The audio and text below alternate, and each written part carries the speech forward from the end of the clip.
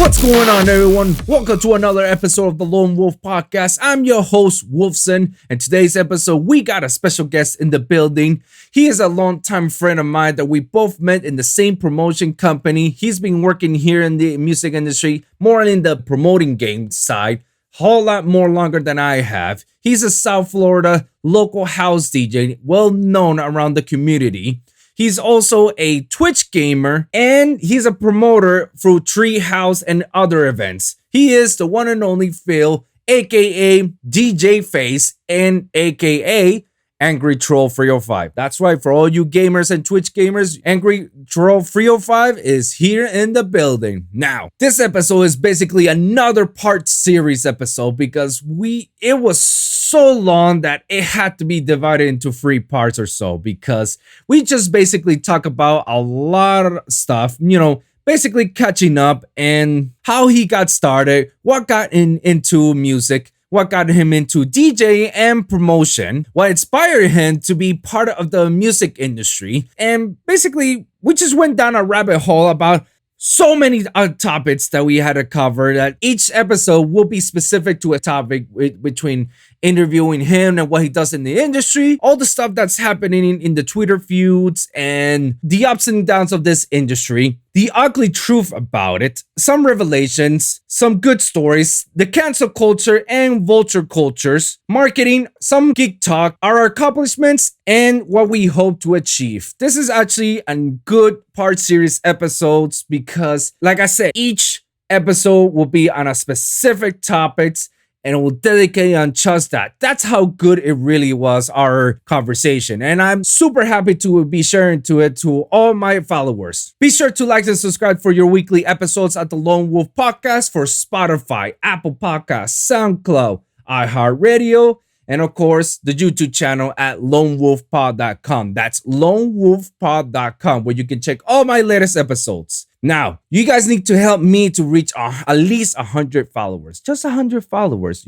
just to get 100 followers. So that way, YouTube can finally give me my own personal username. So instead of giving you guys the whole wetland, I can just say to you guys, follow me at youtube.com/the Lone Wolv Pod, much more easier than just giving you the website, but help me, guys, You can also follow me at any of my social media at Wolves and Music for any recent updates, clips, and as well at the Twitch channel that I currently have at Wolves and Music, where you can also check some of my live streams, such as sessions, voice chats, and as well episodes that will be aired before the initial release date. So it's all for free, guys, and you guys have the opportunity to check them out before I officially release them. Now, without further ado, let's get started. This is the Lone Wolv Podcast.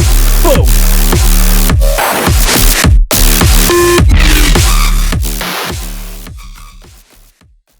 Perfect. All right, sounds good, man. So you ready for this to kick on? Yeah.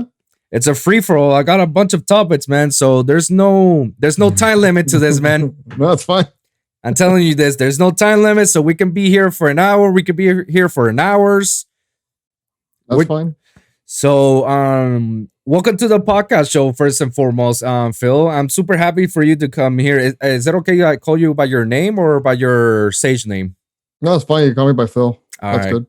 Man, welcome to the show, man. I'm super happy for you to be here. So, just to clarify, what you see me in Zoom is not what's gonna be shown in the final editing, because I got like 3 different cameras that I'm right now switching. So now you can see me from here, and then I got the computer's camera. So this is pretty much it, but it's not the best. But I don't know what's going on with OBS, in which it doesn't let me use my camera that's right now projecting and have it at the same time running through Zoom. I don't know why. Yeah, I got you. But it's gonna look good on the final product.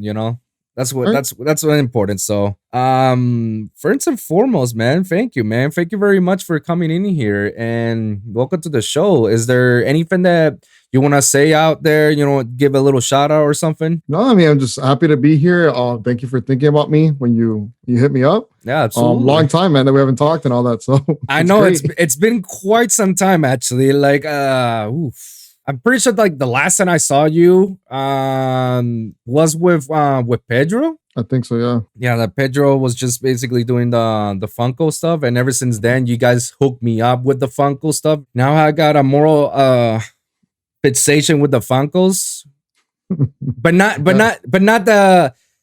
any Funkos. It has to be the Funkos that I pursue, like at the shows that I like. And if I see a Funko of that show, then I'll probably get it. But Yep. but yeah, that's like the last time we saw each other, and after that, we haven't managed to catch up or say anything otherwise. Before we begin, tell me a little bit more about yourself for all my listeners and viewers. Well, my name is Phil. I right now, obviously with the pandemic going on, I used to be a promoter at Treehouse. Now, obviously, it's open, so I'm promoting there. Started getting into gaming, so I'm now a Twitch affiliate, known as AngryTroll305. I play a lot of horror games, Dead by Daylight, and then chat gives me a bunch of stuff to play as well online, which freaks me out. So it's pretty much about me. I collect Funkos, like Pedro was saying. Over 300 Funkos I have at my house. Yeesh. Yeah, so it's a big collection.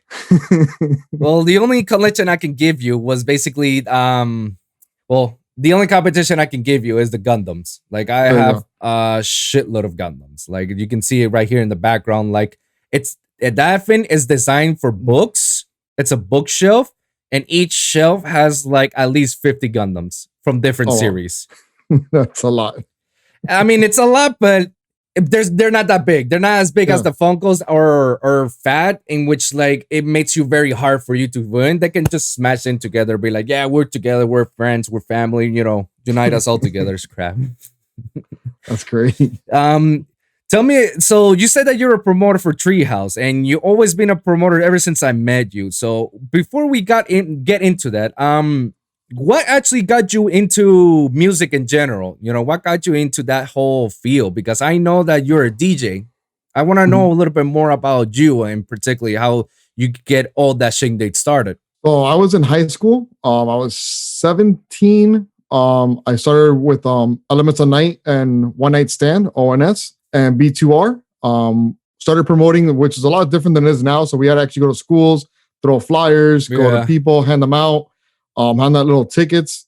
I started doing that. I started playing at Space with the all-age events that we had back in the day. Foam parties at Madhouse in Key Biscayne. Was a huge passion of mine. Ended up moving to Cape Coral, started DJing up there. And then when I came back down here, I started at Blue Martini and then got the opportunity to work with Committee. Which then I started working in Treehouse. I was going to start DJing again. I was going to start doing my own shows at Treehouse. And then the pandemic hit. And then that just went. Oh, jeez. So I was about to transition from promoting into actually doing my own shows at Treehouse with artists and things like that. And then, everything hit in March. Jesus. So you were actually going to start doing your own thing, your own show and everything. Like, what's his name? Like Lucho does on his shows. Like he had his own, he DJs on his show, but he has his people to also DJ. And damn, that sucks that was actually about to happen. Is it gonna still happen? It is. I mean, obviously we're working now, little by little with the whole entire curfew thing going on. So hopefully once everything goes back to normal, I can start getting some shows on there. I could say that we're trying to work on doing like a disco house. So I was trying to work on getting George Alvarado from the Late Night Laboratory to actually play on one of the nights. He was excited about it, and then obviously everything hit. So damn, that really sucks, man. And I feel for you, man, because you out of a lot of people that I know, like you work the hardest out of all these promoters, man. And you're very genuine, and that's one of the things that attracted me to be with you and with your crew and whatnot. I want to talk a little bit because we're about to get into the promoter thing, but I want to talk a little bit about how we met. So, do you remember when we met the first time ever? It was in a meeting, wasn't it? Was it at a meeting? So, no, wait. So the way I remember, okay, because I'm pretty sure you guys were in that meeting, the committee meeting before it went to Apex. The big owners of Life in Color showed up and, hey, join us, the family, blah blah blah crap. And that's where everybody who wanted to be into DJing or promoters or whatnot went to Lucho because he's the main head guy. Shout out to him. And then, he just basically I asked him like, what I gotta do because I'm a DJ. I'm from Puerto Rico. I don't know anybody, but if I gotta work, I'll work. Yeah. Promote, street promote, blah blah blah, all the shebang. And then as soon as he told me like, oh, there's gonna be a Diplo block party. I remember that. Yeah, we all remember that one. So I said like, all right, let's go meet up with Manny. All right, got it, bet. I'll meet up with Manny. And then after I meet up with Manny, I meet up with you and Bitson and then the whole crew, and then everybody's like, wow, I'm super happy to be here, and that to me, that was my first sign, especially the first time in which a fight broke out. Yep. That was hilarious. And all this time I was like, wow, so this is how Miami does it. All right, cool, bet. And you're in the other side. I was like, well, this is what you get, dude. I mean, that is Miami. It's still like that as well. I was like, damn, this guy is savage. I like him. I want to be with him. And yeah, I mean, ever since that day, like we've been going on for everything, and you guys were the only people I will ever go for anything, whether it's promotion on the nights or whether it's going to these parties. That's the only time I ever go. It's with you guys because you guys were like my first friends here in Florida. Oh, yeah, I remember that. I remember the black party. That black party always has a good time. It's always like rowdy and shit in everything, man. Yeah. So from there, we started doing a lot of stuff together, man, and we started going out together and whatnots. And it got to the point in which your wife started to represent me as her client and representing you as well. And then later on we had our own show together. We performed. It was great. A lot of things happened from there in between. Not gonna go into depth into it, but I felt like after that, like it was unfortunate that we kind of fall off from it a little bit. But I was happy then later on that I always got the support from you guys, even whatever happens afterwards. Yeah, of course. I mean, no matter even if I fall out with anybody out there, I always give support to everyone I know. People from other places, Audigy who just moved and everything like that. Yeah. I still give them support. Yeah. Andres, those people, I still give them all support because I mean, it's a unity. You have to be united, in all this. Obviously, I still support a lot of promoters out there and a lot of companies out there as well. But yeah, it's all unity. We're all here to work together for a common thing. And that's to be doing shows and getting people excited about it. So yeah, and that's one of the things that you and me are alike is because you have that mentality of unity. Like we're all in this together. Like you can't do this by your own. That's one thing I learned by myself in all these transitions as I was learning, because I never been inside this promoting game in the industry. Everything was so new, and things get mistaken and things go left and right, and you don't even know who to trust. And sometimes some people do backstab you, and you're like, shit, bro, like I don't know where to go now. And it's very unfortunate, because you and me have experienced some of that stuff, Yep. That's just, but it is what it is, like it's a double-edged sword that, you go into, you more or less, where you're getting into. You just have to be, with the people that you trust with and, go along with. You said it yourself that how it all started with your promotion, right?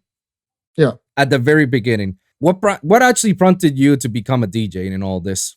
I mean, I was always passionate about music when I was in high school. Mm-hmm. My cousin was a DJ. He actually played for Power 96 for a while. He showed me how to DJ with vinyl. So I was playing a lot of old school music, Madonna, Depeche Mode, who else? Planet Soul, all those type of songs back in the day. So I got passion to that. My friends started getting into a lot of trance music. So we started playing a lot of epic trance, hard trance, which, was really old school back in the day. So we started playing that. That's the passion that we had. It was just seeing the crowd, the music they were playing, people were, enjoying it.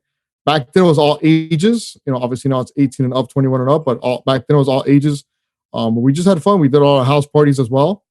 Formed a little group, back then, and then we just continue it now.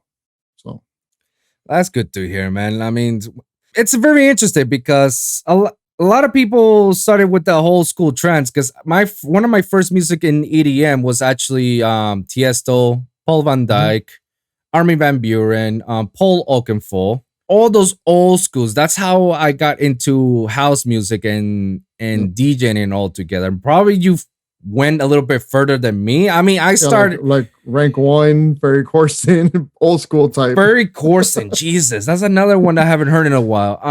I started around 2006, 07. No, I was more like 99, 98, around there. Wow, so I had like Benny Benassi, his Satisfaction track when it came out. Jesus. Yeah, that type of thing, yeah.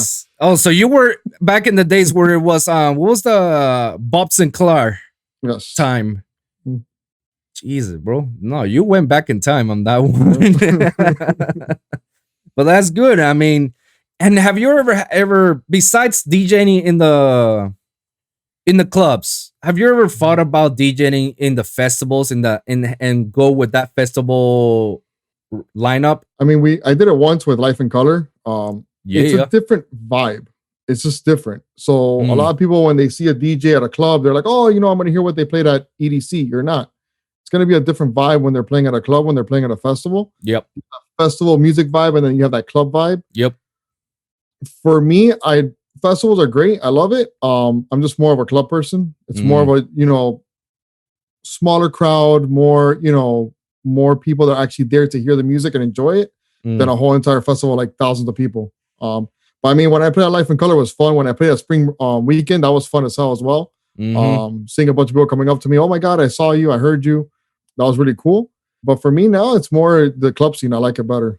I can definitely agree with you on that. But I mean, it's all different. It's all different scenarios and different, styles. Because I think that was what was wrong with me on whenever I'm DJing on a club, is that I was having the mentality of DJing on a huge event or a festival. But in the club, it's different. In the club, you have to DJ to please the crowd, not because I don't know if you noticed, but when you play on a festival, you pleasing yourself because regardless, people are there to listen to you. Yep. And the club, you're basically pleasing everybody. You have to please everybody, and it was kind of weird that transition when I started DJing in hard and space. Club cinema is more like DJing on a festival, to be honest. Even though it's a bigger setting. Yeah, it's a bigger setting and it's not a club like. I mean, what the name says club cinema, sure, but it's more of a theater inside there. So I can actually put whatever show you want and whatever songs you want, and that's what you get. On a club, you got like different layers, different floors, and each floor you had to play a certain amount so you can keep the crowd. One of the things I always learn in the club scene, you always gotta play music that will keep people going to the bar a lot or ordering tables. You ever had trouble ordering tables or promoting people to the tables? When I first started, yeah. Now it's very simple. A lot of people want to get tables. It's it makes sense. I mean, the price is not that bad for the amount of people you get. You're sitting down. You have a bottle. You have your water. You have your things. Now I think people are paying more for tables than they are just paying for tickets to go into an event. Really? So, yeah, it's a lot easier now to sell tables. Especially once you find the first 2 or 3 clients and you start introducing yourself and knowing them, they'll start referring you to other people. So that was very hard for me, to be honest. Yeah, I mean, again, like I don't know how you guys did it. I kudos for you guys. I got envy on you guys that you managed to get such a huge clients that are into it. But I don't know. Maybe it's the people that surround me are not into it. So I didn't have that much, and I had to go outside of my normal norm to get into people into it. And even so, it was still difficult. And yeah, I feel like right now it's much more easier to sell tables because now of the whole pandemic shit that we're having, everybody wants to do social distancing. Everybody wants to do their own tables. They don't want anybody to join. So I guess like that's much more easier to sell because like, no, 6 feet apart. No, you got your own table. Yeah, that's it. Like all the drinks are going to be under you.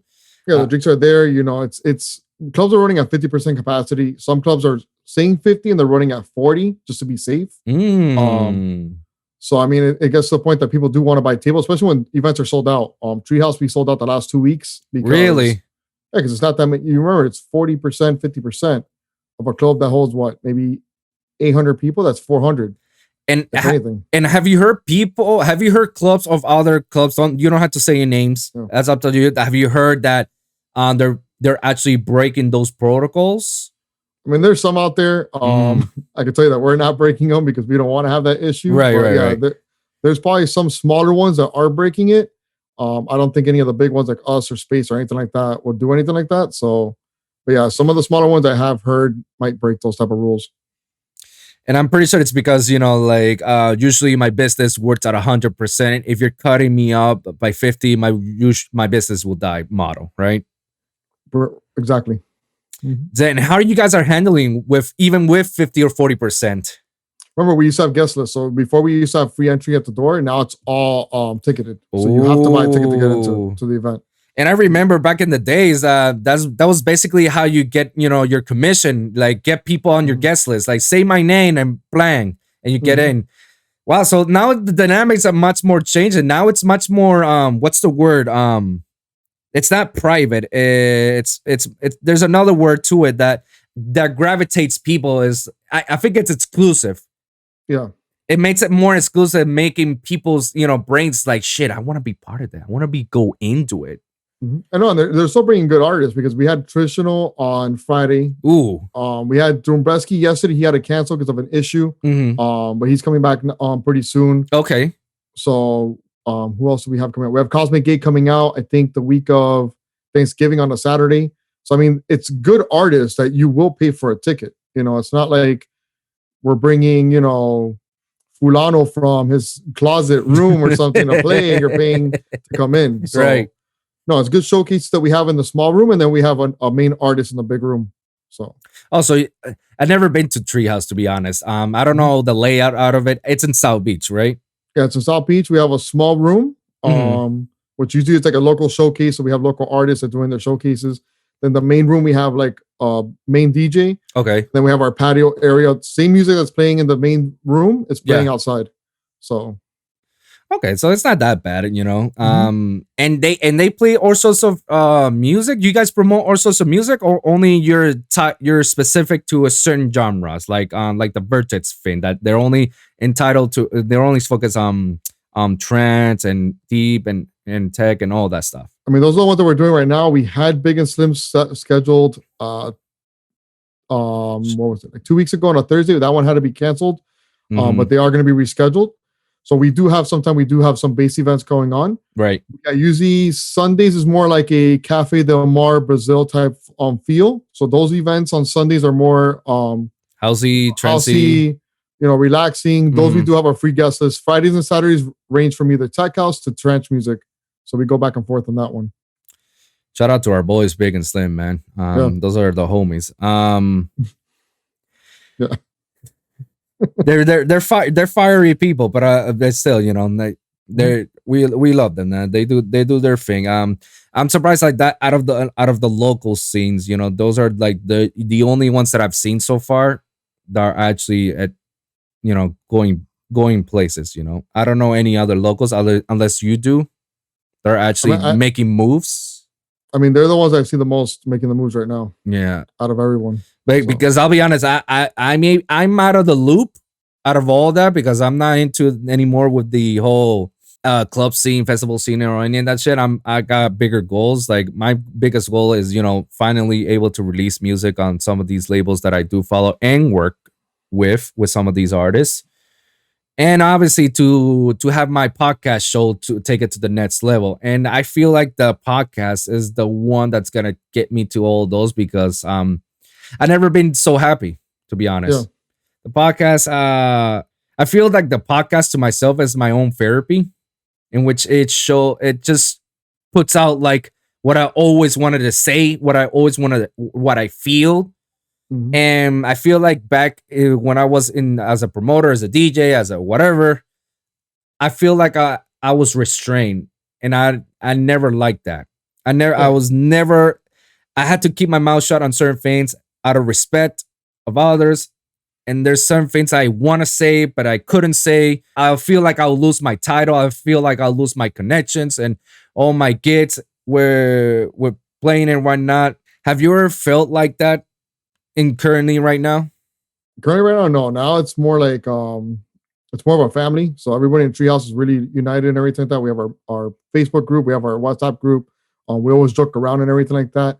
So as we're promoting the events, we're not doing anything sneaky like, promoting at Treehouse and then promoting another event on a Friday night. And we're loyal. I mean, obviously that's the way everything goes.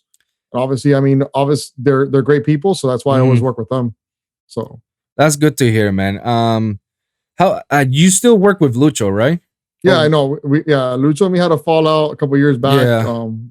Good thing about us is that nothing was spread on social media, which is great. Yeah, we had our issues, but nothing was ever said on social media. So now we're working together. We actually talk to each other at least twice a week. Oh, man. So it's really good now. It's a really better relationship that we had since I started working back at Treehouse. So that's good to hear, man. Because I never had a fallout with Lucho. We were always in good terms. Mm-hmm. I just feel like at the time that fallout happened with me and him, I was just little by little, like, just leaving the scene because at that time I just couldn't deal with it. I never had an issue with him. Mm-hmm. I want to bring him to the show one of these days, whenever he's available. So I'm happy to hear that you guys are all good and, at least in the time I was there's been fallouts with everybody, at least from left and right. There was like, holy shit, what is going on? And I try to avoid drama as much as possible, even when somehow it's connected to me. And I was like, what? I don't know what's going on. I wasn't even part of this. What the hell just happened, Yeah, so I try to say that. I try avoiding any drama right now. Mm-hmm.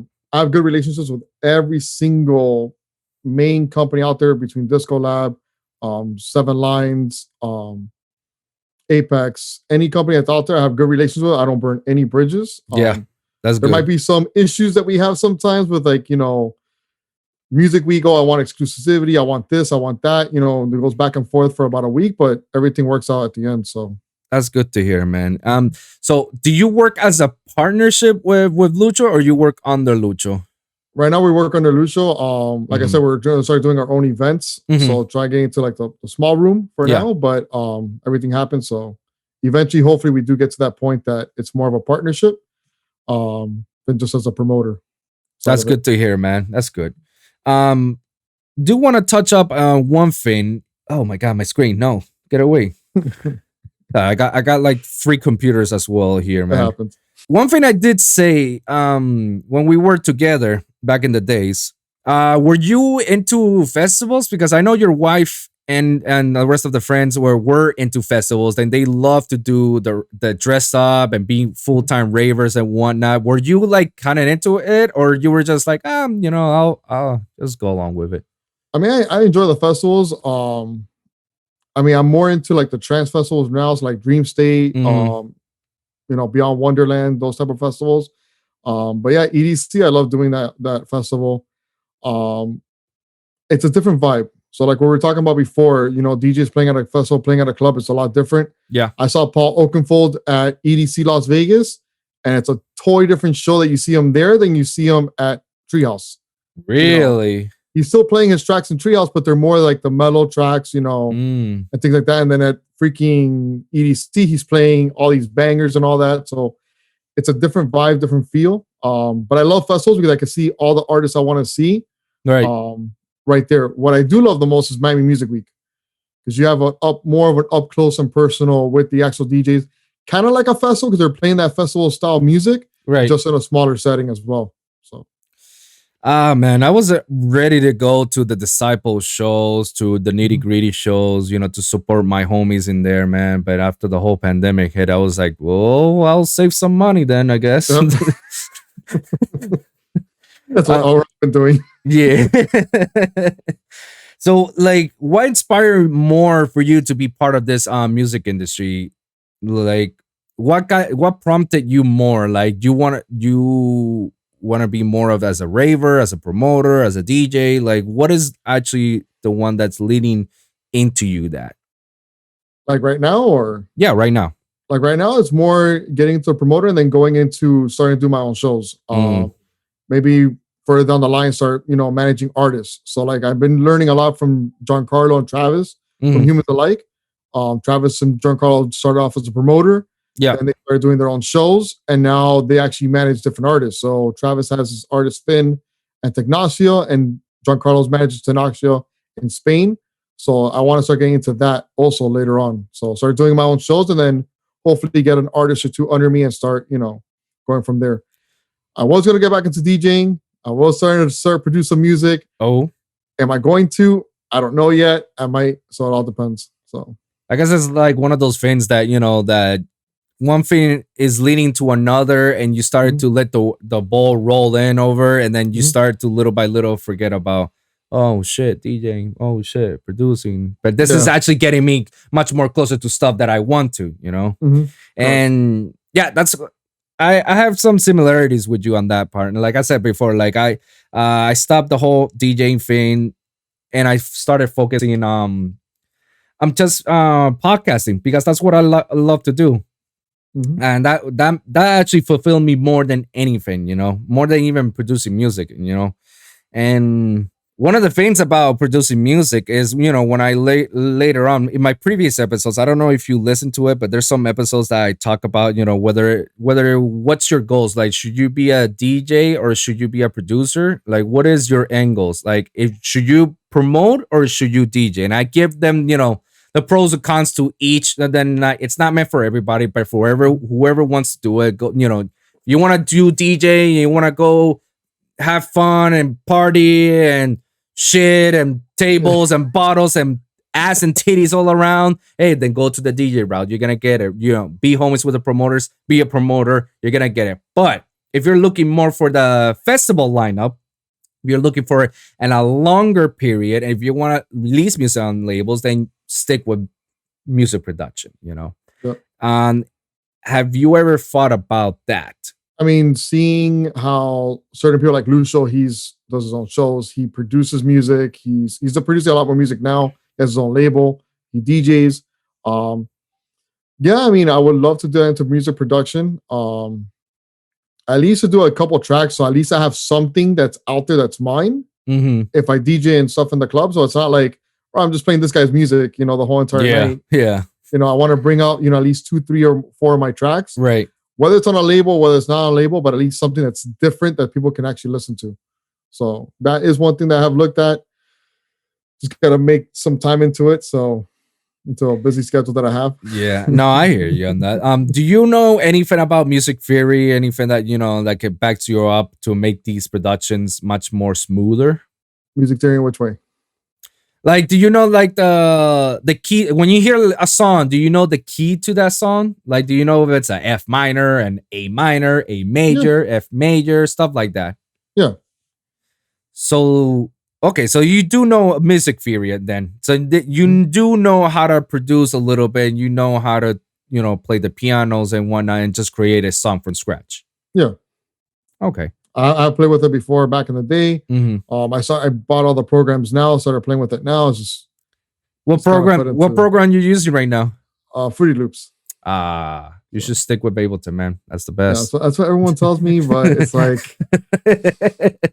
just saying, like to me, I'm Ableton tech person. So I teach people how to do, how to use Ableton. So if you ever want to come and hit me up to show you how to use Ableton, and I have no problem to teach you, man.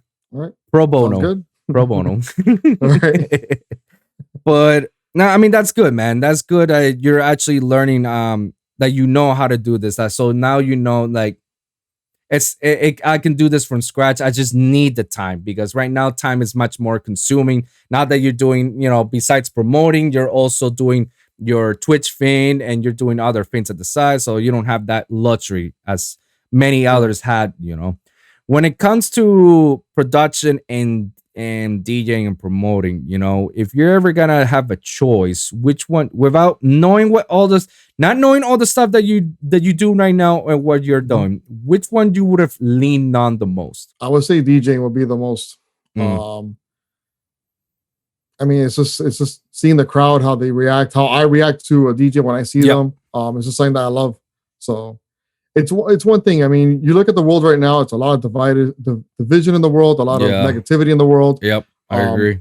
So when you go to a club and you're just there in the mood with the DJ, listening to the music, you're just in a different world, just in peace. And that's something that I like. I like to spread positivity, spread, just enjoyment out there in the world. So. I will be honest. If I should have pursued more my DJ career, but if I was gonna pursue even more, it was me have to produce more music than I had, and I've been, believe it or not, I got like at least over 50 projects unfinished. Oh, 50 projects. Some of them have like 200, and like they beat me by it. But I have 50 projects in which each of them has to be something unique. And they're all unique in their own way, but it doesn't have that signature Wolvson sound, And that's one of the things I'm working towards. That like eventually I get it whenever I feel like I'm getting it. Because another thing is that I had trouble producing music because I feel music as a job, not as a hobby, a pleasure. And that's one of the stuff that got me into depression. And you will think like, holy shit, like how the hell you get depressed by making music? Isn't making music like the thing that's supposed to be you happy? And it's like, yeah, if it's not, it doesn't feel like pressured and it doesn't feel like it's a job. When it feels like it's a job, then I have no other choice. And it's because I need to do this, I need to do this, I need to do this. And you're putting yourself constant pressure over and over you, and it destroys you. It's a whole rabbit hole that you'll go through, and then there's no end to it. So when I realized that, like unfortunately I had to stop making music, even though once in a while I'll throw a remix here and there, but usually if I'm doing a remix, I'll make a remix for my homies. Like, if Big and Slim makes a contest, I'll download their stems, make a remix just for the fun of it, and just release it. I don't even care whether I win or not. Same thing with Nitty Gritty, and same thing with Modestep. Shout out to all of those guys. Modestep, they came over here in Ultra. We have fun together. And they open my eyes, man. And I'm just happy. Those are the only times I'll ever do a remix if my homies are actually releasing stuff and stems, and I can actually do it. Other than that, I'm just sticking with this. This is what's making me happy right now. Yeah. Have you ever had a moment in your life, whether it's promoting, DJing, music, that make you feel unhappy and you feel pressured and make you feel all the above stuff? I mean, I would have to say it was maybe like 3 years ago when Music Week started. It felt more like a job. That's really when I branched out from everyone. I think about 3 years ago. We branched out by ourselves, and it felt like more like a job. Everything was put on top of my shoulders. I started meeting up with Disco Lab with 7 Lions directly, not like going through Travis and then from Travis going to through them. It was more like me getting all the contacts, me doing all the contracts with them, signing everything, making sure I read everything. I had to post this at this time, do this at this time. It was a lot of pressure on me. It felt more like a job. And at that time, I was like, this might be my last Music Week. Okay. And just be over with it, because I wasn't having fun anymore. It was just like, it was too much work. And then obviously I just started, I sat back, I started thinking about it. And, now it's more like a relationship with everyone. We'll all joke around with each other. So it's more like, it's easy. It comes second nature right now. So it's actually more enjoyable now than it was before. I think 3 years ago, I had that little thing that I might have just stopped doing it completely, but now it's just, we just keep going at it. Since we have good relationship with everyone, it's not like pressure of like, Okay.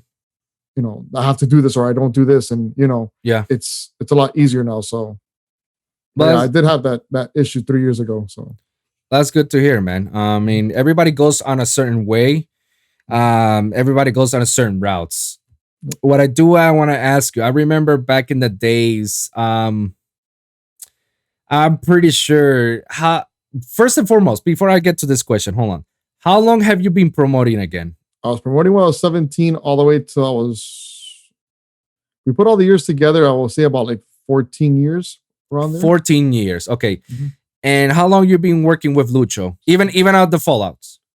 It would be a total of 7 years I Wow. think Okay. 6, 7 years. 6 or 7 years. Okay. So out of those 14 years that you've been with yourself as a promoter, and those 7 that you've been Lucho, how many times have you seen up and comers, meaning DJs, young bucks that they're trying to get into the scene because they believe like, oh, if I'm being a promoter, I could be a successful DJ. I can play in this first. How many times have you seen that? It's very rare. Really? It is. I mean, I think it's very rare. I mean, because it's not rare. It's the approach that they come at it. A lot of these DJs, you know, oh look, I promoted. Can I play at your show? I think that mindset that we had 7 years ago, that oh look, you're promoting the event. Here's your name on a flyer. You're gonna play on our event. Now it's more of, okay, send me some music. You know, I'm gonna listen to it. If it's good, we'll have you on the show, on the flyer and things like that. I think it's getting more into that type of way now than it was before. Have you noticed there's a lot of companies out there, Powerhouse, with Andres. Yeah. They have their own artists as well. Yeah. But now it's more Andres trying to get those DJs into the event, not them being promoters for him to get on a show. Really? So I think it's more that whole entire thing of promote the events, you know, we'll be on a show. It's a lot different. I know Lucho and Apex, they have their people like Cespedes. I forgot the other ones. I think Kiko, and there's a couple other ones that he has his group of people that sometimes promote, but they're not actual promoters. They're more DJs. So I think that whole entire aspect that we had 7 years ago of, you know, you have to be a promoter to be a DJ is kind of like they want to hear more about the music first and see what you're about before even putting you on a flyer. So, well, that's actually good to hear because that was our life. Yeah, our life was literally like, oh, you promoted, great. Here's your name on a flyer. And it's like, there's a lot of people out there that, you know, you look at them now, for example, like Big and Slim, they're doing their own thing now. They're going to this city and that city and this city. And they, you know, they have their own type of way of doing their thing, but it works. Back in the day, they were promoting events to just get their name on a flyer, you know, and now it's like, it's different. So I think that whole entire thing of, you know, you have to promote to be a DJ, I think that's kind of like pushed to the side more. I think now it's more, you know, finding the right person that's going to guide you into events. You know, like Apex with their trance DJs, you have Powerhouse with their bass DJs, you have, you know, Travis and Seven Lines that have their tech DJs and things like that. You know, so it's now brands out there trying to get their artists onto the flyers. So that's good because, you know, I didn't even know where to go. I didn't know what was happening because so many things were happening. And I remember I was the only one that have done like over 300 hours of street promo. Nobody's ever done that. And obviously I did it because I had no job. So obviously I had a lot of free time to do it. But you know, that was the goal because since I didn't know anybody around, I don't know who to sell tickets. So what's the only option that I had? Street promo. Just go on the flyers, go to the universities, go on the spots, just street promo. And at the end of the whole thing, you know, by the time before it was even over, I had over 300 hours. And that's how they compensate me with, you know, the 10 Life in Color tickets, which is like, holy shit, free money for myself. Got it. And no, that's how I managed to get to the Jill LaClaw show, which we had a blast, and Life in Color as well. But then, you know, after a lot of fallouts between all of us, you know, I stick around with Lucho and Apex, and even so, I stick around and still making those street promos and whatnot because I had a job, and my job is on the weekends. Clevelander days was just horrible for me, and I tell everybody, I highly recommend everybody, if you guys are seeing me right now in this show, I highly recommend not to go to the Clevelander. I'm sorry, guys. I had Clevelander people in this show. I love those guys. Those are my homies. But the hotel place, no, it ain't right for anybody. No, they'll break your soul. They try, but they couldn't. I'm too strong. But yeah, I had those days in which, you know, the Clevelander days, and between promoting, it got to the point that I was promoting less and less. And I was getting less of shows. And I realized that. And at that moment, I felt like, why am I here then? Like it sucks. Like I had to do shows. I mean, I get that's how the business works. I feel like that time. Now it's different. I'm super happy that things are changed. But yeah, at that time, things when I stopped promoting less and less because I didn't have the time, I didn't have the resource, the money. I started to see all the changes. I started to see like all the treatments, how I felt like I was treated like a second class citizen in all this, Yep.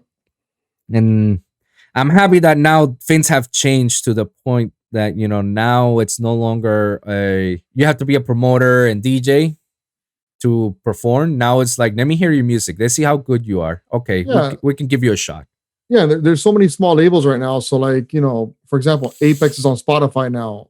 Powerhouse is on Spotify right now. There's probably a bunch of other small labels out there. So it's like, get one of your tracks. Maybe it's not going to go to a big label that's out there, but it might go to one of these small ones, but it's on Spotify now. So when these clubs want to hear you, hey, look, hear my track on Spotify. So it's kind of more into that, people are getting their tracks into small little labels just to get their name out into Spotify to get more exposure out there. So interesting. Wow. Even though the label right now, having a label is like the most difficult thing ever. Like, especially now, like it's very hard for you to actually make any income out of it. I'm kudos for all these people who are actually making it with the labels. I don't know how you guys are doing it, but hope you guys stay around because it's as a person that's inside the label industry and inside, they're all struggling. Yeah, I know. And I saw rumors that there's another cut coming through or something like that, I think, or I don't know what it was. A cut? What do you mean a cut? Like a cut, like they're gonna start cutting the royalties, I think it was. Oh, we're gonna talk about that a little bit later because I saw a Spotify article that's gonna affect all artists and labels all alike. But and let me give you my point of view and all that. It sucks. It sucks. But for independent artists, it's actually really good. Here's the pros and cons into a label. The label can probably market your music much more than you can. Unless you know how to market yourself, unless you know how to market stuff, unless you know somebody how to market, your music is not gonna go that far. Right now, I don't have anybody. So I have nobody. I'm marketing myself. My music is, farthest I've seen my music ever reach right now by myself. It's 5,000 plays, and I'm not even marketing much on my podcast. I'm just putting it out. Maybe if I market myself or know somebody that knows how to market that can help me, I'm more than happy to listen and maybe we can work something out. But in the meantime, just and I'm surprisingly, I have my podcast show initially in SoundCloud. And then I have my YouTube, my Spotify, my iHeartRadio, Apple Podcast, even Twitch once in a while. Every day I'm having new followers at SoundCloud. So I'm already at 45. That's a lot. Because I started before the podcast and right after I stopped making music, I was at 4,000 followers and probably it was degrading even more. As soon as I start making these podcasts, I kid you not, it doesn't go no less than 100 plays, but God knows people are listening to it because I've been up to now. I got 500 new followers, and people are listening to it. So that already shows me like shit. If I could even market this even whole lot better, maybe I could get more. And I'm throwing clips in my Instagram. My Instagram is all dedicated for the podcast. And maybe once in a while, when I ever decide to release another music or LP or EP, I'll put a song or clip or something. I'm in that phase that I could give a fuck. There you go. But then again, I definitely need somebody to like, all right, I love all my followers, but I need more. I need more. I need to make like a little extra money on the side, In the label world, we'll talk about that a little later on because I want to finish this this aspect of the promoters and whatnot. But in the label world, right now people are suffering. Like all the labels, all the homies from Disciple, for Never Say Die, those base labels, they still got their people. They're still releasing music, but they're not getting as much income. And it's one of the episodes I've mentioned before, previous to this, like a couple more. You don't earn money from your music. You earn money from your touring and merch. Yep. That's your most basic income right now. And all these guys, all my homies right now, they're suffering because not everybody is touring right now.